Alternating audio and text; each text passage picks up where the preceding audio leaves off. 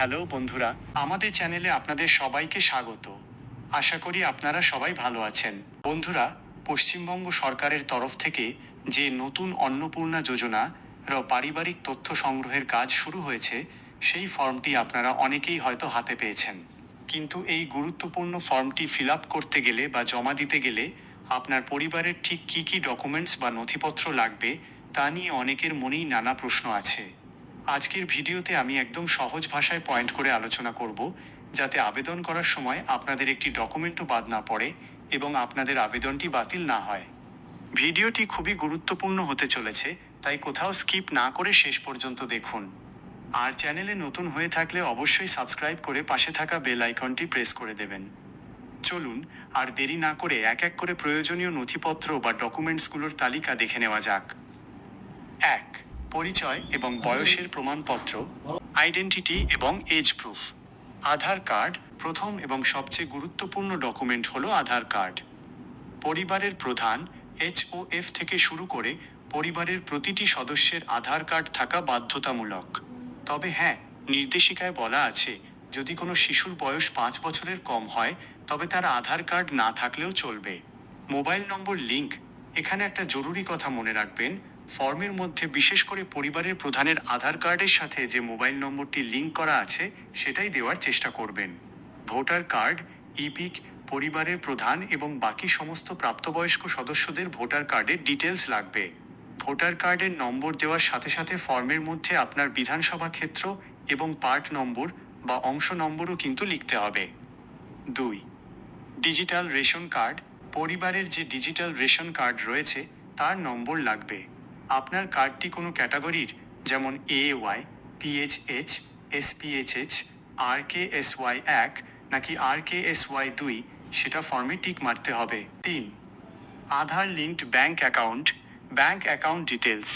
এই যোজনার টাকা বা সরকারি সুবিধা সরাসরি অ্যাকাউন্টে ডিবিটি ক্রেডিট পাওয়ার জন্য ব্যাংক অ্যাকাউন্ট থাকা বাধ্যতামূলক। পরিবারের প্রধান এবং প্রত্যেক প্রাপ্তবয়স্ক সদস্যের নিজস্ব ব্যাংক অ্যাকাউন্ট নম্বর এবং IFSC কোড লাগবে। অ্যাকাউন্টটি অবশ্যই যেন আধার লিঙ্কড হয়, এটা কিন্তু অতি অবশ্যই খেয়াল রাখবেন। 4. কাস্ট বা জাতিগত শংসাপত্র, কাস্ট এবং ক্যাটাগরি সার্টিফিকেট। আপনি বা আপনার পরিবার যদি জেনারেল ক্যাটাগরির বাইরে অন্য কোনো শ্রেণীর হন, যেমন তফসিলি জাতি SC, তফসিলি উপজাতি ST, OBC অফ OBC কিংবা অর্থনৈতিকভাবে অনগ্রসর শ্রেণী, তবে তার নিজস্ব কাস্ট বা EWS সার্টিফিকেট কিন্তু সঙ্গে রাখতে হবে এবং ফর্মে উল্লেখ করতে হবে। 5. জমি ও সম্পত্তির নথিপত্র, ল্যান্ড এবং অ্যাসেট রেকর্ডস। আপনার পরিবারের নামে যদি জায়গা জমি থাকে তবে তার হালনাগাদ করা রেকর্ডের কপি বা খতিয়ানের পর্চা ROR, মিউটেশনের কপি বা রেজিস্ট্রেশন সার্টিফিকেট লাগবে। এছাড়া পরিবারের কোনো সদস্যের নামে যদি অবাণিজ্যিক 4 চাকার গাড়ি, যেমন গাড়ি, জিপ বা ট্রাক্টর থাকে তবে সেই গাড়ির মডেল এবং রেজিস্ট্রেশন নম্বর ফর্মে দিতে হবে। 6.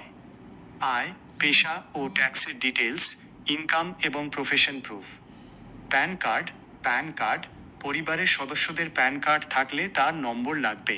ট্যাক্সের নথি, অপি ট্যাক্স বাই IT রিটার্ন, পরিবারের কেউ যদি ইনকাম ট্যাক্স বা প্রফেশনাল ট্যাক্স দেন তবে তার প্রমাণপত্র লাগবে। পেনশন স্লিপ, পরিবারের কোনো সদস্য যদি অলরেডি সরকারি পেনশন পেয়ে থাকেন তবে ফর্মে তার মেম্বার ID লেখার সাথে সাথে পেনশন স্লিপ কিন্তু যুক্ত করতে হবে। ব্যবসার ক্ষেত্রে পরিবারের কেউ যদি GST নিবন্ধিত কোনো ব্যবসা করেন তবে তার GSTIN নম্বর দিতে হবে। স্বঘোষণা, সেলফ ডিক্লারেশন, পরিযায়ী শ্রমিক, বেকার বা অসংগঠিত ক্ষেত্রের কর্মীদের কাজের ধরন উল্লেখ করার জন্য প্রয়োজনে স্বঘোষণাপত্র দিতে হতে পারে। 7. শিশুদের পড়াশোনা ও স্বাস্থ্য সংক্রান্ত নথি, চাইল্ড এডুকেশন এবং হেলথ। আপনার পরিবারের কোনো শিশু যদি স্কুলে পড়ে তবে তার স্কুলের নাম, সে কোনো ক্লাসে পড়ে এবং স্কুলটি সরকারি না বেসরকারি তার বিবরণ লাগবে। ছোট বাচ্চাদের ক্ষেত্রে তাদের টিকাকরণ বা ভ্যাকসিনেশনের কার্ডের ID, ইমিউনাইজেশন কার্ড ID ফর্মে দিতে হবে। 8. অন্যান্য স্পেশাল কার্ড, আদার স্পেশাল কার্ডস। পরিবারের সদস্যদের নামে যদি অন্য কোনো সরকারি ক্রেডিট কার্ড থাকে, যেমন কিষাণ ক্রেডিট কার্ড, KCC, আর্টিসান বা শিল্পী ক্রেডিট কার্ড, মৎস্যজীবী ক্রেডিট কার্ড, MJCC, কিংবা স্টুডেন্ট ক্রেডিট কার্ড, তবে সেই কার্ডের নম্বর এবং ইস্যু হওয়ার তারিখ ফর্মে উল্লেখ করতে হবে।